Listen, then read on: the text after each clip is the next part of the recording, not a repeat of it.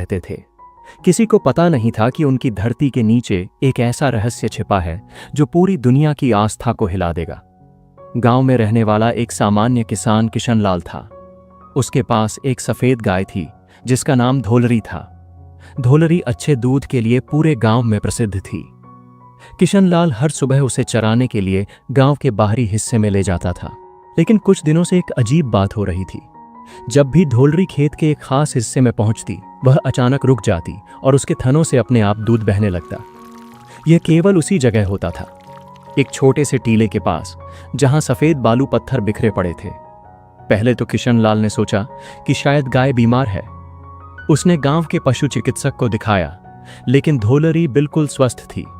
फिर भी वही घटना रोज होती रहती। जब यह बात गांव में फैली तो लोग तरह तरह की बातें करने लगे। कुछ कहते थे कि यह कोई अशुभ संकेत है, कुछ कहते थे कि जमीन के नीचे कोई खजाना दबा है। लेकिन गांव की सबसे बुजुर्ग महिला 85 साल की दादी मां सुमित्रा देवी ने कुछ और ही कहा। जहां गाय यूं अपने आप दूध देती है, उन्होंने अपनी कांपती आवाज में कहा, वहां भगवान का कोई संकेत होता है।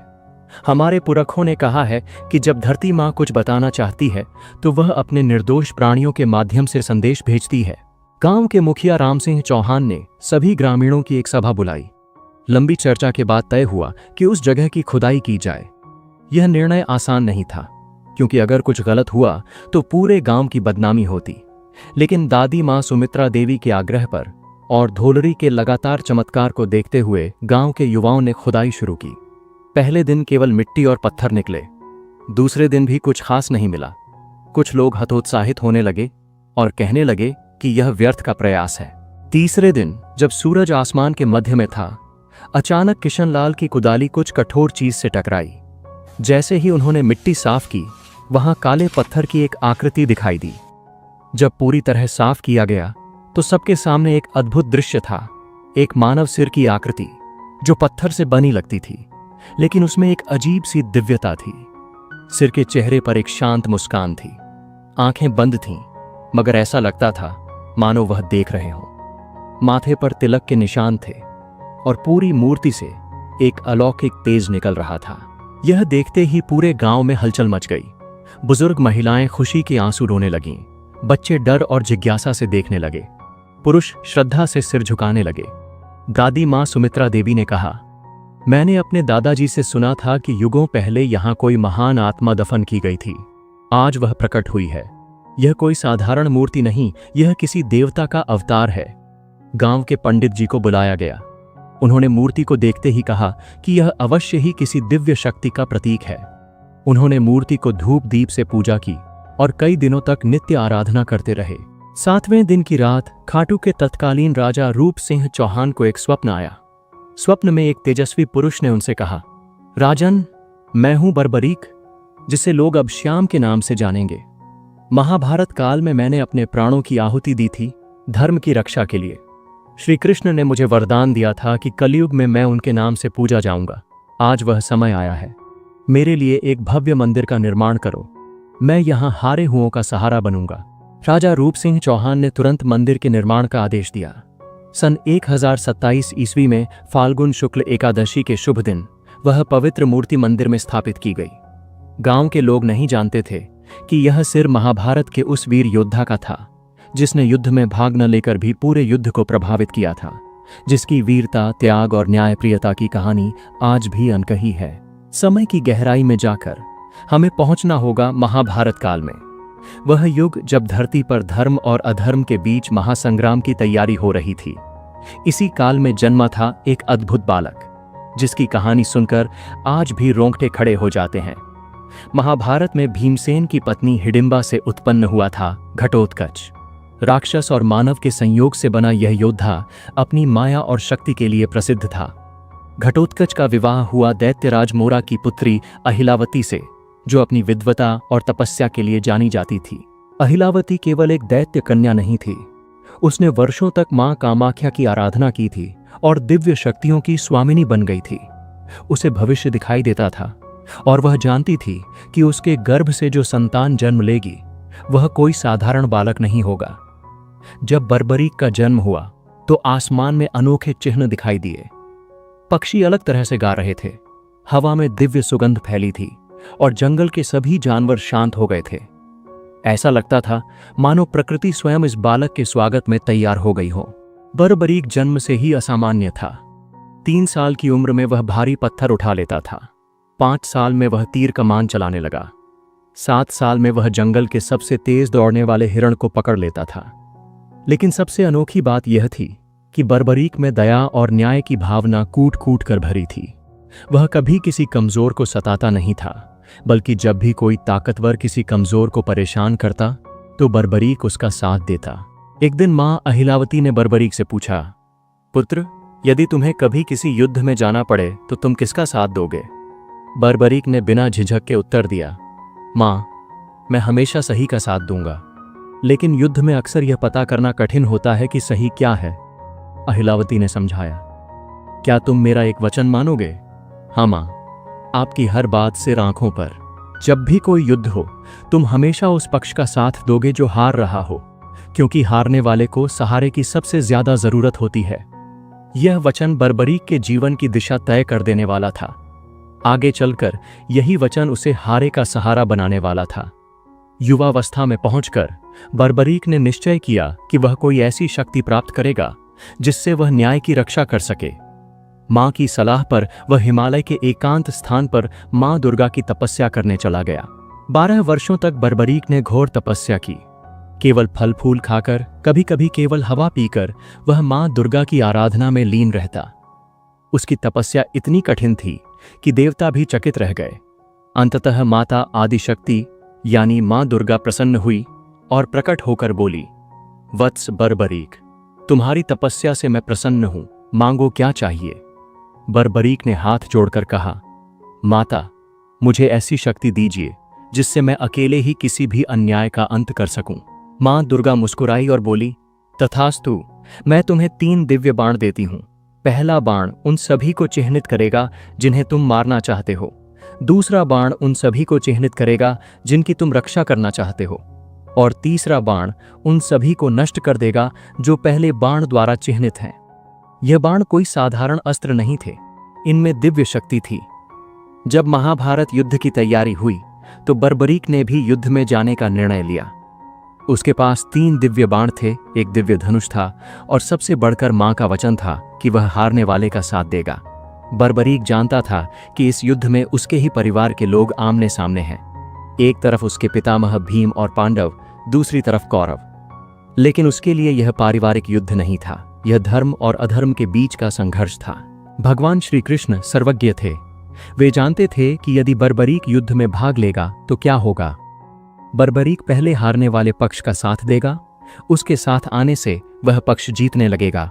फिर वह दूसरे, जो अब हार रहा है, उस पक्ष का साथ देगा। यह प्रक्रिया तब तक चलेगी जब तक सिर्फ बर्बरीक न बचे। इसका परिणाम होगा सभी योद्धा मर जाएंगे, केवल बर्बरीक जीवित रहेगा। यह धर्म स्थापना का उद्देश्य नहीं था। श्री कृष्ण ने एक वृद्ध ब्राह्मण का रूप धारण किया और बर्बरीक के मार्ग में प्रकट हुए। वत्स, कहां जा रहे हो? उन्होंने पूछा। आदरणीय ब्राह्मण जी, बर्बरीक ने सम्मान से उत्तर दिया, मैं कुरुक्षेत्र जा रहा हूं। वहां महान युद्ध हो रहा है, किंतु तुम्हारे पास तो केवल 3 बाण हैं। कृष्ण ने आश्चर्य से कहा, इतने बड़े युद्ध के लिए यह कैसे पर्याप्त हैं? बर्बरीक मुस्कुराया, आदरणीय, यदि 1 बाण से काम हो जाए तो बाकी 2 व्यर्थ हैं। यदि 2 से काम हो जाए तो तीसरा व्यर्थ है। और यदि तीनों का प्रयोग करना पड़े तो समझिए कि सारा संसार ही समाप्त हो जाएगा। श्री कृष्ण ने बर्बरीक की शक्ति की परीक्षा लेने के लिए कहा, यदि तुम इतने महान धनुर्धर हो तो इस पीपल के वृक्ष के सभी पत्तों को एक साथ भेद कर दिखाओ। बर्बरीक ने आंखें बंद करके ध्यान लगाया। उसने पहला बाण छोड़ा। बाण ने तुरंत पेड़ के हर पत्ते को चिह्नित कर दिया और फिर श्री कृष्ण के पैर के चारों ओर मंडराने लगा। यह बाण मेरे पैर के चारों ओर क्यों घूम रहा है?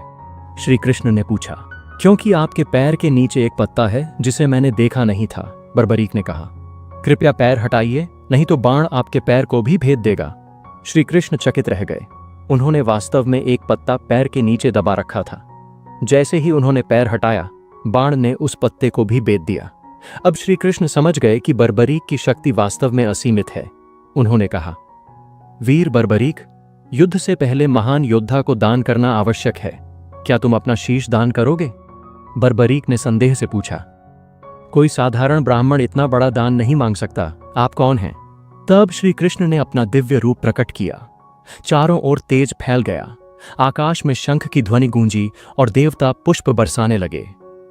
प्रभु, बर्बरीक ने भक्ति से सिर झुकाया। आपकी आज्ञा शिरोधार्य है, लेकिन एक अंतिम इच्छा है। कहो वत्स। मैं यह महान युद्ध देखना चाहता हूं। श्री कृष्ण ने बर्बरीक को वरदान दिया, तुम्हारा शीश एक पहाड़ी पर रखा जाएगा, जहां से तुम पूरा युद्ध देख सकोगे, और कलयुग में तुम मेरे ही नाम श्याम से पूजे जाओगे।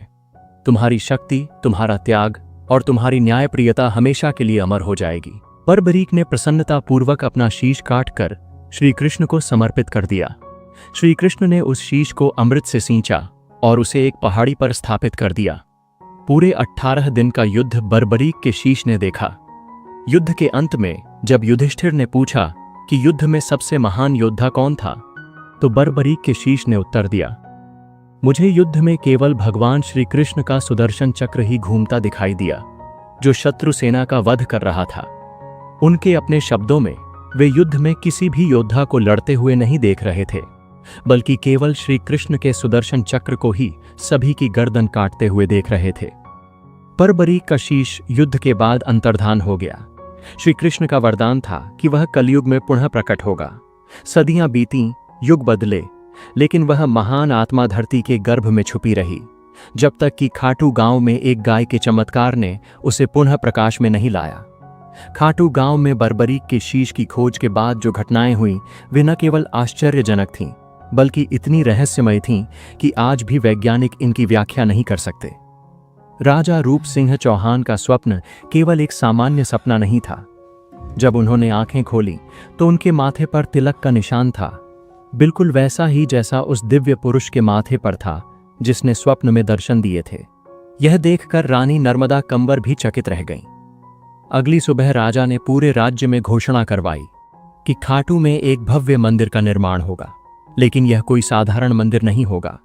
यह कलयुग के सबसे महान संरक्षक का धाम होगा। मंदिर के निर्माण में कई अलौकिक घटनाएं हुईं।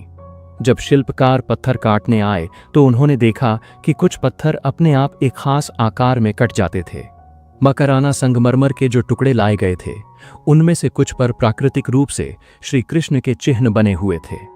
सबसे आश्चर्यजनक बात यह थी कि जहां शीश मिला था, वहीं पास में एक कुंड अपने आप बन गया था। यह कुंड रातों रात बना था और इसमें निरंतर मीठा पानी भरा रहता था, बिना किसी दिखाई देने वाले जल स्रोत के। यह कुंड कभी सूखता नहीं, चाहे कितना भी भयानक अकाल हो। इसका पानी हमेशा मीठा और ठंडा रहता है। इस कुंड का भौगर्भिक सर्वेक्षण करने पर कोई भी भूमिगत जल स्रोत नहीं मिला, फिर भी यहाँ निरंतर पानी आता रहता है। इस पानी में ऐसे खनिज तत्व मिलते हैं जो आसपास के किसी भी पानी में नहीं मिलते। सैकड़ों साल पुराने इस कुंड का पानी हमेशा शुद्ध रहता है, कभी कोई बीमारी नहीं फैलती। श्याम कुंड के आधुनिक चमत्कार। प्रिया शर्मा की कहानी। प्रिया को ब्लड कैंसर था। डॉक्टरों ने हार मान ली थी। उसके परिवार ने अंतिम उम्मीद के रूप में श्याम कुंड में स्नान कराया। 3 महीने बाद जांच में पाया गया कि कैंसर के सारे सेल्स गायब हो गए हैं। डॉक्टर इसे मेडिकल मिरेकल कहते हैं। बीकानेर के एक व्यापारी रामदेव जी को कोढ़ की बीमारी थी। जब उन्होंने श्याम कुंड में स्नान किया तो 3 दिन में उनकी बीमारी पूरी तरह ठीक हो गई। यह घटना इतनी प्रसिद्ध हुई कि दूर दूर से लोग यहां आने लगे। अजमेर की गंगा देवी के पैर में लकवा था। 15 साल से वह नहीं चल सकती थी। श्याम कुंड में स्नान के बाद वह न केवल चल सकीं, बल्कि दौड़ भी सकीं। 1679 ईस्वी में मुगल सम्राट औरंगजेब ने राजस्थान के मंदिरों को नष्ट करने का अभियान चलाया। उसकी सेना खाटू भी पहुंची। मुख्य मंदिर पर हमला करने से पहले सैनिकों ने पास के गौरी शंकर मंदिर पर आक्रमण किया। यहाँ एक प्राचीन शिवलिंग स्थापित था। जब सैनिकों ने भालों से शिवलिंग पर प्रहार किया तो अचानक शिवलिंग से रक्त की धारा बहने लगी। ये देखकर सैनिक भयभीत हो गए। कुछ सैनिकों के हाथ अचानक सुन्न हो गए, कुछ की आवाज चली गई। डरे हुए सैनिक वहां से भाग खड़े हुए और फिर कभी वापस नहीं आए। 1857 के विद्रोह के समय, जब अंग्रेजों और स्थानीय राजाओं के बीच संघर्ष चल रहा था, खाटू मंदिर पूरी तरह सुरक्षित रहा। कहते हैं कि जो भी मंदिर को नुकसान पहुंचाने की सोचता था वह रहस्यमय रूप से बीमार हो जाता था। 1947 में भारत पाकिस्तान बंटवारे के दौरान जब चारों ओर दंगे हो रहे थे, खाटू में पूरी शांति रही। 1971 में जब राजस्थान में भीषण बाढ़ आई तो चारों ओर पानी ही पानी था, लेकिन मंदिर परिसर में एक बूंद पानी नहीं घुसा।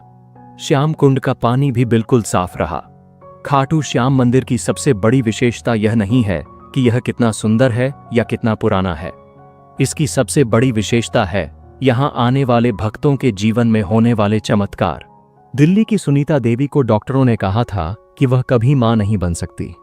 15 साल की शादी के बाद भी कोई संतान नहीं हुई थी। सास ससुर का ताना, पति का गुस्सा और समाज का तिरस्कार, सब कुछ झेलते झेलते वह टूट गई थी। एक बार उसकी सहेली ने उसे श्याम बाबा के बारे में बताया। सुनीता ने सोचा कि अब तो सब कुछ आजमा चुकी है, एक बार यहां भी चलकर देख लेती है। जब सुनीता खाटू पहुंची तो उसके सामने एक अनोखा दृश्य था। एक औरत अपने नवजात बच्चे को लेकर श्याम बाबा के सामने खड़ी थी और कह रही थी, बाबा, आपने मुझे यह संतान दी है, इसे आपका आशीर्वाद हमेशा मिलता रहे। सुनीता को लगा जैसे यह दृश्य सीधे उसके दिल पर चोट कर रहा हो। उसकी आंखों से आंसू बहने लगे। उसने श्याम बाबा से प्रार्थना की, बाबा, मुझे भी मां बनने का सुख दो, मैं आपका सबसे बड़ा निशान लेकर आऊंगी। 3 महीने बाद सुनीता गर्भवती हुई। 9 महीने बाद उसका एक सुंदर बेटा हुआ। जब बच्चा 6 महीने का हुआ तो सुनीता ने वादे के अनुसार 21 फुट का निशान लेकर पैदल यात्रा की। सुनीता के अब 3 बच्चे हैं। वह हर साल निशान यात्रा करती है और अन्य निःसंतान महिलाओं को प्रेरणा देती है। राकेश अग्रवाल जयपुर का एक छोटा व्यापारी था। उसकी कपड़े की दुकान में बहुत कम ग्राहक आते थे। उस पर 5 लाख रुपए का कर्ज हो गया था। साहूकार परेशान कर रहे थे, दुकान बंद करने की नौबत आ गई थी। राकेश की मां ने कहा, बेटा, एक बार श्याम बाबा के दर्शन करके आ, हमारे परिवार में सभी का भला हुआ है वहां जाने से। राकेश ने सोचा कि अब तो सब कुछ गया ही समझो, एक बार कोशिश करके देख लेते हैं। उसने निशान बनवाया और पैदल यात्रा की। मंदिर में जाकर उसने प्रार्थना की, बाबा, मेरा व्यापार ठीक कर दो, मैं हर साल आपका निशान लेकर आऊंगा और गरीब लोगों की मदद करूंगा। खाटू से लौटने के 1 हफ्ते बाद राकेश की दुकान में एक बड़ा व्यापारी आया। उसने कहा कि उसे राकेश की दुकान के कपड़े पसंद आए हैं और वह 50,000 रुपए का ऑर्डर देना चाहता है। धीरे धीरे राकेश का व्यापार बढ़ता गया। आज उसके जयपुर में 12 शोरूम हैं और वह करोड़पति है। लेकिन वह अपना वादा नहीं भूला। हर साल निशान यात्रा करता है और गरीब बच्चों की शिक्षा के लिए पैसा देता है। 21वीं सदी में जब दुनिया तकनीक की गुलाम हो गई है, जब इंसान अपनी जड़ों से कट रहा है, जब रिश्ते टूट रहे हैं और समाज बिखर रहा है, उस वक्त खाटू श्याम का संदेश पहले से कहीं ज्यादा प्रासंगिक हो गया है। आश्चर्यजनक बात यह है कि जैसे जैसे दुनिया डिजिटल होती जा रही है, खाटू श्याम में लोगों की आस्था बढ़ती जा रही है। इसके पीछे कई कारण हैं। ऑस्ट्रेलिया की प्रीति पटेल बताती हैं, मैं 15 साल से ऑस्ट्रेलिया में हूं। यहां भी हमारा एक छोटा सा श्याम मंदिर है। हर साल फाल्गुन में हम यहां मेला करते हैं। विदेश में रहकर भी श्याम बाबा का साथ महसूस करते हैं। युवाओं में बढ़ती आस्था। आश्चर्यजनक बात यह है कि आज के युवा जो अक्सर धर्म से दूर रहते हैं, वे श्याम बाबा की तरफ आकर्षित हो रहे हैं। आर्यन गुप्ता का कहना है, मैं एक साइंस स्टूडेंट हूं, धर्म में ज्यादा बिलीव नहीं करता था, लेकिन जब एग्जाम के दौरान बहुत प्रेशर था तो दोस्तों के साथ खाटू गया। वहां कुछ ऐसा अनुभव हुआ जिसे साइंस से एक्सप्लेन नहीं कर सकता। एक इनर पीस मिली। अब हमेशा जाता हूं। निशान यात्रा केवल एक परंपरा नहीं, यह श्रद्धा की जीवंत अभिव्यक्ति है। यह यात्रा रीनगस से शुरू होकर खाटू तक 18 किलोमीटर की है, लेकिन इसमें छुपी है हजारों किलोमीटर की आंतरिक यात्रा। निशान यानी ध्वज की शुरुआत 12वीं सदी में हुई जब एक गरीब किसान मुरली ने अपनी बीमार बेटी के लिए मन्नत मांगी। उसके पास चढ़ावे के लिए कुछ नहीं था सिवाय अपनी पगड़ी के कपड़े के। उसने उसी कपड़े से एक छोटा झंडा बनाया और श्याम बाबा को चढ़ाया। उसकी बेटी ठीक हो गई। तब से निशान चढ़ाने की परंपरा शुरू हुई। श्याम बाबा का मुख्य संदेश, हारे हुए को कभी हारा न समझें, सेवा ही सबसे बड़ा धर्म है, विश्वास पहाड़ हिला सकता है, सच्चा त्याग कभी व्यर्थ नहीं जाता। यही है श्याम बाबा की असली शक्ति। वे हर युग में, हर काल में, हर परिस्थिति में हारे का सहारा बनते हैं। दोस्तों, अगर आपको ये वीडियो अच्छी लगी